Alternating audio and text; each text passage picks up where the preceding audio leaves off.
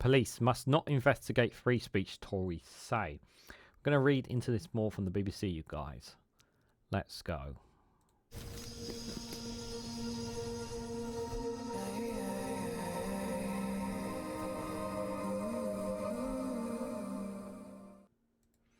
Good morning, good afternoon, good evening, wherever you are in the world. This is Reganelite here with an article from the BBC with the headline that the police must not investigate free speech, the Tories said. Police should investigate non-crime hate incidences only when these risks immediately break the law, the Conservatives have said. Guys, while you're here, make sure you hit the like button and share it across social media so others are notified of this video. So let me get this right, just to try and get this wrapped around my head. So if somebody threatens me or threatens me online, threatens to murder me allegedly, yeah, let's just say hypothetically, I get a comment, basically someone saying he wants to threaten my life, because I've had a fair few, I've had a couple of them already, even on this small YouTube channel. The police should not investigate that, because until they issue an arrest on them. Is that what you're saying? Like, here's the thing, like, the police must remain neutral and they must be allowed to do their job, to protect the public. That is their job. Their job is to protect the public. Now, this argument about free speech, the free speech is when people's lives are threatened in any way, shape or form. And people have been threatened. Their lives have been threatened on social media. They have been, whether it's made racist, sexist, or violent wording or whatever online or whatnot. This we do not have this, what we in America likes to call this free speech. Yeah, you can speak, but there are lines about what you can and can't say. It should not be okay for you to threaten someone's life and be allowed to get away with it. Now, there was an incident not too long ago, which we'll read into in the article in a bit, but the police should be allowed to do their job. And no one should be trying to undermine their job in any way, shape or form. Now, people may argue that the police should be spending less time on social media and more time cracking down on crime. Well, I do agree that there should be more police on the streets. I agree that the police there needs to be more presence on the high streets. There needs to be more police around. They need to be earning back the trust of the British public, because a lot of places in the areas up and down England have lost trust with the police. I have spoken on numerous occasions here on this channel about how much I generally believe that the police are broken and cannot be fixed. But I'm also a believer that perhaps maybe things can change, that maybe they can win back the trust.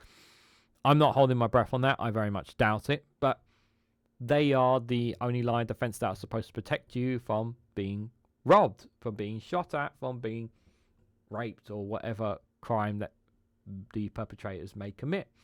They are the last line of that defense. And the argument, I suppose, is should they be spending more of that time dealing with these crimes, or then dealing with social media, which I do think is still something that police should investigate. That they should be allowed to investigate tweets or social media activity that could incite or incentivize harm to somebody else. And I think that's really, really important. So Chris Philp really is saying that they're not investigating free speech. There is when any kind of a tweet or an incident on social media that would lead to someone be harming themselves, or perhaps even worse, taking their own life, or their life feel threatened, the police should be entitled to investigate that.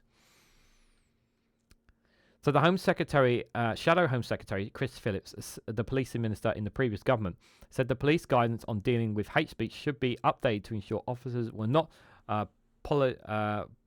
policing thoughts or free speech.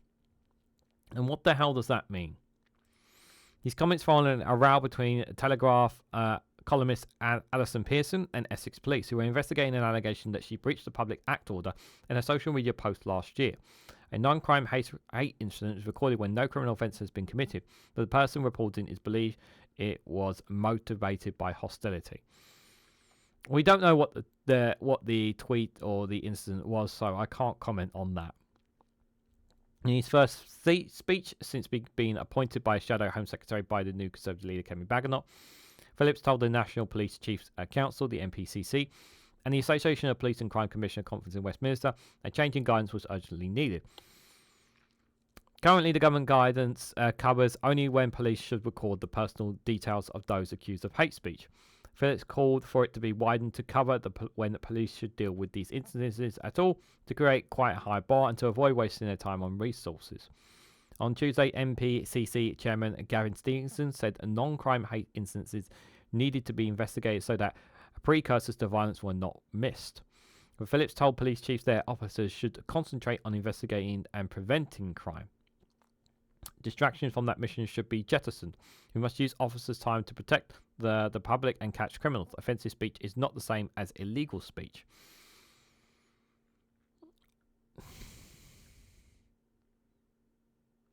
I'm not sure how to respond to this one here. But it's the definition of what is considered an offence and what is illegal. Non-crime hate investigations should not be reported at 9-year-old children involved in playground spats, as reported by the Times last week, only where there is a real risk of immediate criminality, Phillips said. No one is investigating. This is a stupid allergy. Nobody is doing that. That's just nonsense. The Home Office has been approached for a response. The Home Secretary Yvette Cooper has previously said officers should use a common sense and consistent approach to recording non-crime hate instances. Yeah.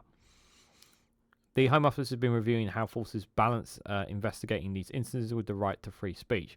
It is a hard line for them. I will say that. Like, there is a hard line between breaking people's be able to freely speak, and then there's those, obviously, those being allowed to freely speak, and then there's those who will go too far in doing so as well. Like I said, I don't know what she said that incited the police to contact her. Last week, Downing Street spokesperson said it was important that the police captured data relating to non-crime hate instances to help prevent serious crimes which may later occur. This must be balanced with the fundamental right to free speech and also ensuring that police can spend their time dealing with the issues that matter to most in our communities. The current guidelines for dealing with non-crime hate instances was introduced by the then Home Secretary Suella Braverman in June 2023, when Phillips was policing minister. She called for forces to record these instances only when it is absolutely necessary and proportionate, not simply because someone is offended.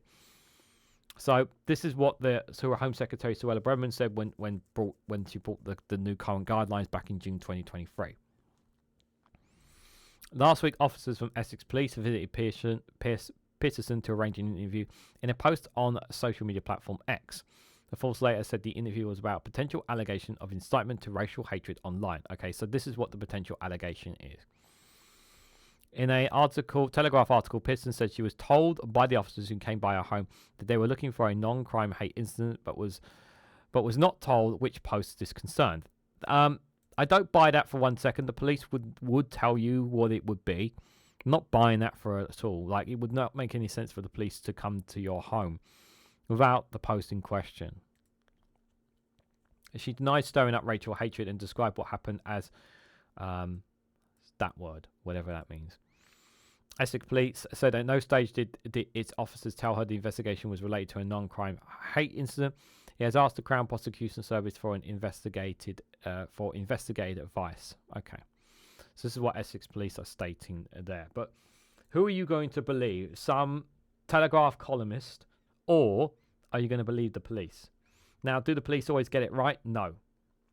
But do journalists get it right? Absolutely not as well. They also sometimes get things wrong. But she's been accused of stirring racial hatred online. We don't know that. We don't know the context of the tweet that she made. And it is currently under investigation, so we do have to stress that. But obviously, journalist or non-journalist or whoever you are, you shouldn't be inciting any kind of hatred whatsoever. It's not acceptable, and if you are in the UK and you do that to people, you should be targeted by the police, and you should be investigated for it, for stirring any of that, regardless of whoever you are. I wish, I could say it's everyone has the same rule, but that's not the case. Unfortunately, we do have this unfortunate series where politicians are treated indifferently to the general public here. Something tells me there may not be nothing really come out of this, but what I will say is that the police must be allowed to do their jobs. And if you have a problem with them doing their jobs, then on certain parts, i.e. a certain free speech or whatever, then change the laws around it, and they will follow it, because at the end of the day, the police are following the laws that are set aside, those laws that have been set by governments for them. So that's my message I have on it. People should be allowed to free speech. However, when it comes to instigating hatred, racism, violence, or threats to people, then the police should take a look at the matters indeed. But what do you guys honestly think? What do you guys think about free speech? Where is the line on policing?